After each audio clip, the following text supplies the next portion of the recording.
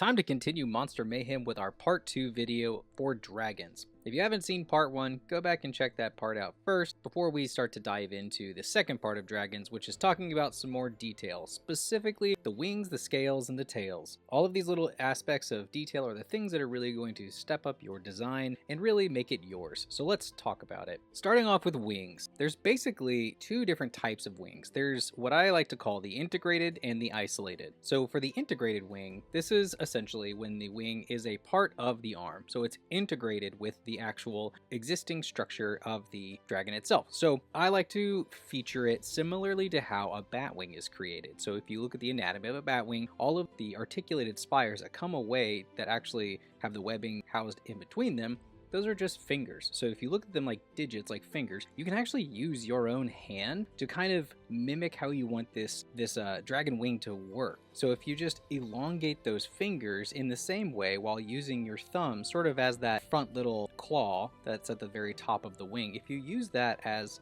your basis and you elongate the fingers and then you attach the webbing, you can really start to understand how to articulate this dragon wing and make it look really unique and full of movement. Now, isolated is when the wings are their own limb. So you've got dragon arms and you have wings, two separate pieces, not in one. Now they're very, very similar to the integrated as far as a basic structure is concerned, but the things I like to note is that I usually have the elongated bone for the main part of the wing. I kind of have it bend a little bit, and I like to have that bend mirror sort of the outside bone, which that outside bone that really makes that far outer part of the wing, I like to keep that nice and thick, just as thick as the larger bone that is really the main body of the wing, just so that you have something that's a little bit more substantial and really can stand alone, and it's a bit of a heavier wing. Now moving on to scales. Let's detail this dragon with some scales because this is the thing that's going to take forever. So I want to talk real quick about how you just do a quick diagonal grid pattern, and then you do that diagonal grid pattern and you wrap it around a contour and alternate your size if you want, but remember the depth of your scales. Now there are three common types of scales that I like to mix and match and use in my dragon designs, and those three different types are the tubercular, which has larger circles and smaller granulated circles. You have the cycloid, which is really, really common, just your typical scale.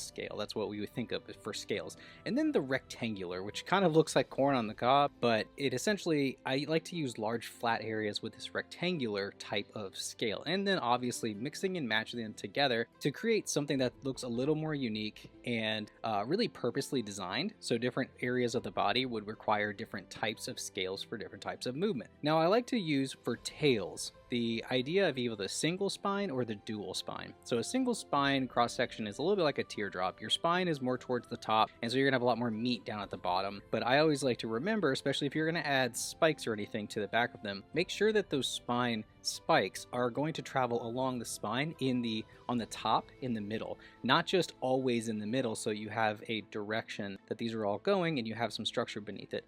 And your dual spine is going to be a similar idea as your single, but you're going to create a flat top with the meat on the bottom because your spine is actually going to sit inside of the flatter portion. I like to use those rectangular scales because then I have a nice guideline for where that central spine is going to be, and then I just follow to the tail with the two different dual spine spikes however I want, similarly to, again, an alligator, and that's a really good reference point if you need it. So those are all the little pieces that I like to put together when I'm making dragons. I feel like if you can mix and match and really have these in the back of your mind, you can create just about any type of dragon you want. But just remember, when you're designing, design with purpose in mind, because remember that every creature and every monster that you make can have a story attached to it, and when we design them, we want someone else to look at it and want to know that story. Thanks for watching, everybody. Head over to my school for more of this and to join our community there and to show us your designs, and to remember to go draw some dragons. Thanks, everyone.